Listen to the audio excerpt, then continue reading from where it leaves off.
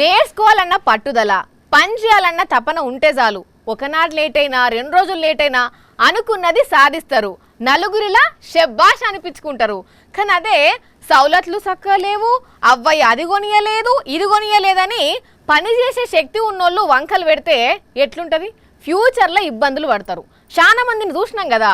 కానీ ఇక్కడ మాత్రం ఒక తమ్ముడికి మస్తు కష్టం ఉన్నా కష్టపడి తన ప్రతిభను ఎట్లా చాటుకున్నాడో చూడండి.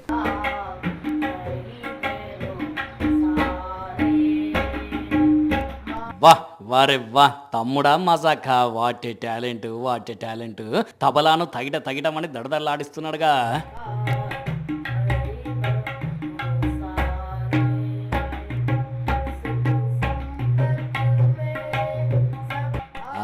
అదర కొడుతున్నాడు, దుమ్ము దులుపుతున్నాడు. పోండి చూసేటందుకు కళ్ళు కనబడుకుంటుంది, చేతుల్లో చిలాకితనం ఉంటే చాలన్నట్టు తీసిండు. అన్నట్టు ఒక్క తబలా వాయించుడే కాదు, కోరస్ వాడుకుంటూ కూడా దడదడలాడిస్తున్నాడు. ఒక్కసారి 2 కలిపి చూడండి.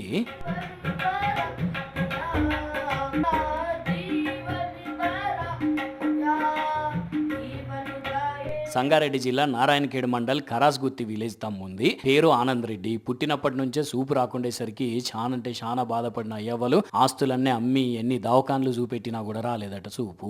ఇంతల్నే బడీడొచ్చి తమ్ముడిని స్కూల్లో చేర్పిస్తే ఒకనాడు స్కూల్లో ఉన్న తబలాను వాయించిందట. ఇంకేమున్నది, పంతులు మీవాడు సూపర్ వాయిస్తున్నాడు తబలా అని చెప్పేసరికి కర్ణాటకకు పంపించి మరి ఇగో ఇట్లా ఏకదంగా తయారు చేసిండ్రు తమ్ముడిని. అగో వాళ్ళ అక్క అఖిలేందో చెప్తున్నది.